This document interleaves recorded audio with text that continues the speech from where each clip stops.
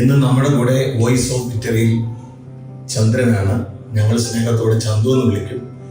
കഴിഞ്ഞ 4 മാസത്തിന് മുമ്പ് നവി മുംബൈയിൽ സീവുഡ് എന്ന സ്ഥലത്ത് നിന്നാണ് ചന്തുവിനെ റെസ്ക്യൂ ചെയ്യുന്നത്.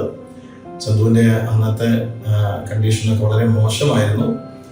സ്വയം നടക്കാനോ സ്വന്തം കാര്യങ്ങൾ ചെയ്യാനോ പറ്റാത്തൊരവസ്ഥയിലായിരുന്നു ചന്തു അന്നുണ്ടായിരുന്നത്.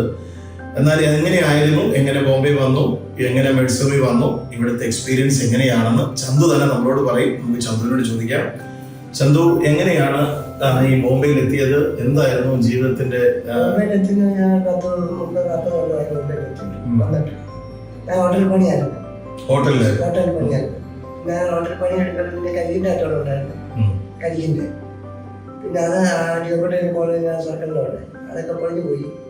പിന്നെ അതിനുശേഷം ഇങ്ങനെ ഹോട്ടലിൽ പണി ആയിട്ടുണ്ട്. എവിടെയെങ്കിലും ഹോട്ടലിൽ പണി എടുത്താൽ എങ്ങനെയാണ് ഈ സീവുഡ് ഹോട്ടലിന്റെ ഫ്രണ്ടില് ഇങ്ങനെ അവശനായിട്ട് കിടക്കാനുള്ള കാരണം എന്തായിരുന്നു? അവിടെ എന്ന് പറഞ്ഞു കഴിഞ്ഞാൽ ഞാൻ ഒരു 50 നാട്ടിൽ പോകാൻ കുറച്ച് പൈസ ജമാക്കി വെച്ചത്. ജമാക്കി വെച്ചിട്ട് അവിടെ നമ്മൾ 10-35 കൊല്ലം കൊണ്ട് കൂടെ എൻ്റെ ആളുണ്ട് കൂട്ടുകാരൻ. അവന് ഞാൻ എൻ്റെ ഒന്നിച്ച് 35 വർഷം കൊണ്ടുള്ള അങ്ങനെ അവനെ വിശ്വസിച്ചിട്ട് നല്ലൊരു മനുഷ്യനായിരുന്നു. അങ്ങനെ വിശ്വസിച്ചിട്ട് നാട്ടിൽ പോകുമ്പോൾ എല്ലാം അവിടെയല്ല കൊടുക്കുന്ന പൈസ. ഞാൻ 10,000 രൂപ ആകുമ്പോഴാണ് നാട്ടിൽ പോകുന്നത്. അപ്പോൾ അങ്ങനെ എല്ലാം ഒപ്പിച്ച് വെച്ചിട്ട് ഞാൻ വേറെ പണിയെടുക്കുമായിരുന്നു. അന്നേരം ഞാൻ പറഞ്ഞ ഇതുപോലെ നാളെ നാട്ടിൽ പോകണം, അതിനായിട്ട് പറയാൻ പൈസ തരാം എന്ന് പറഞ്ഞു. അങ്ങനെ പറഞ്ഞിട്ട് അവനെ എന്നെ വിളിപ്പിച്ച്. അപ്പോൾ ആ പറയുന്ന എൻ്റെ കടയിൽ ഇവിടെ നിന്നിട്ട് കുറച്ച് ദോശ ഇതൊക്കെ ഉണ്ടാക്കാൻ പറ്റും. ഞാൻ അങ്ങനെ അട്ടെന്ന് പറഞ്ഞു. അങ്ങനെ ആദ്യം എന്നെ വിളിപ്പിച്ച് അവനെൻ്റെ അതിന് ചിലവ് 10-15 ചിലവാക്കണം, അതിൻ്റെ സാധനമൊക്കെ മേടിക്കാനായിട്ട്. അപ്പോൾ അവൻ്റെ എനിക്ക് പൈസ ഇല്ല. കാക്കാനാ കാസർഗോഡ് കാക്കാനാ, അവന് കാക്കാനാ ഭയങ്കര എന്ത് ചെയ്യും, കന്നഡക്കാരനാ. കേരളത്തിൻ്റെ കന്നഡത്തിൻ്റെ ബോർഡറിലുള്ള അങ്ങനെ പോയിട്ട് 500 രൂപ ഡെയിലി കിട്ടുമല്ലോ. അപ്പോൾ അത് നമ്മൾ ചിലവെല്ലാം കഴിഞ്ഞ് വൈകുന്നേരം അതിലൂടെ കൊണ്ടോളാം. അപ്പോൾ ഇവനെ വിശ്വസിക്കുന്നവൻ എപ്പം മുമ്പൊന്നും അറിയത്തില്ലല്ലോ. അങ്ങനെ പറഞ്ഞാൽ അവിടെ പണി എടുത്തിട്ട് ഇവിടെ വന്നിട്ട് ഇവൻ്റെ കടയിൽ വന്ന് കിടക്കുമായിരുന്നു. അങ്ങനെ കിടന്നുകൊണ്ട് രാവിലെ 4 മണിയാകുമ്പോൾ ഇടിച്ചാൽ ഓടാൻ പോകും. ഓടാൻ പോയിട്ട് വരുന്ന വേണ്ടിയിട്ട് പാൽ പിടിച്ചിട്ട് വന്ന് ചായ ഒക്കെ ഉണ്ടാക്കും. അങ്ങനെ അവനോട് അപ്പോൾ രാത്രി എന്നെ വന്ന് ഭക്ഷണം കഴിക്കുന്നുണ്ടെന്ന് പറഞ്ഞ് ഇവിടെ പൈസ ബുദ്ധിമുട്ടാണെന്ന് ചെയ്തു. അത് കഴിഞ്ഞ് കഴിഞ്ഞാൽ നാട്ടിൽ പോയിട്ട് എൻ്റെ മോളെ കുറച്ച് സ്വർണ്ണം എടുക്കും. 2 മക്കളാണ്, ഒരാൾ 2 പേരില്ല. അങ്ങനെ പറഞ്ഞ് മോളെ മോട്ട് പോയി സ്വർണ്ണം പണയം വെച്ചിട്ട് പൈസ തരാം, തന്നിട്ട് എന്നെ നാട്ടിൽ കയറ്റിവിടാം എന്ന് പറഞ്ഞിട്ട് രാത്രി പോയൊരു പോക്കാം. അപ്പോൾ വേറെ പിന്നെ ആൾക്കാരൊക്കെ വരാൻ തുടങ്ങി. എത്ര നാള് ഇങ്ങനെ തളർന്നു കിടന്നു അവിടെ? ഒരു 10 ദിവസം എടുക്കും. 10 ദിവസം ആ റോഡിൽ അവന്റെ കടയുടെ മുമ്പിൽ അവിടെ തന്നെ കിടന്നു. അപ്പൊ പിന്നെ ഈ ആഹാരത്തിനൊക്കെ എങ്ങനെയായിരുന്നു? വലിയ സൊസൈറ്റിയാണ്. അവിടുന്ന് അവിടെയൊക്കെ കാണുന്നവരത്തിൽ കൊണ്ട് ആരെങ്കിലും വളമ കൊണ്ട് തരുമായിരുന്നു.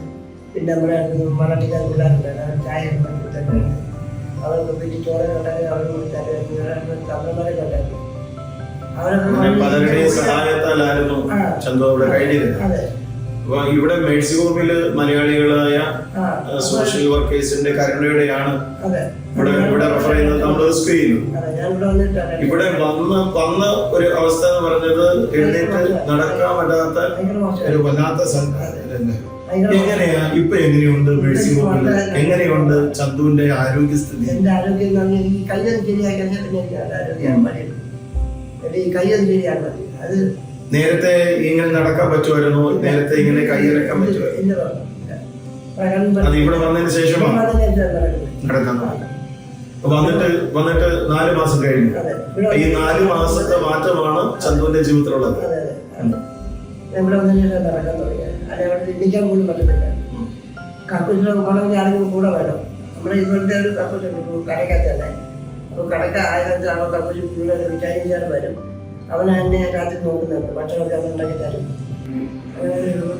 ചന്തുവിനെ ഞങ്ങളുടെ കൈ കിട്ടുമ്പോൾ ഒരു വല്ലാത്ത അവസ്ഥയായിരുന്നു.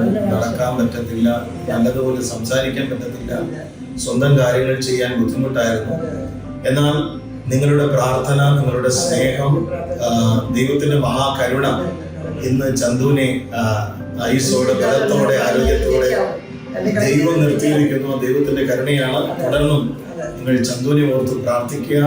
ചന്തു മേഴ്സിഹോമിന് ഒരു അനുഗ്രഹമാകട്ടെ. അനേകർക്ക് ചന്തു ഒരു അനുഗ്രഹമാകട്ടെ. എല്ലാവരും ദൈവം അനുഗ്രഹിക്കും.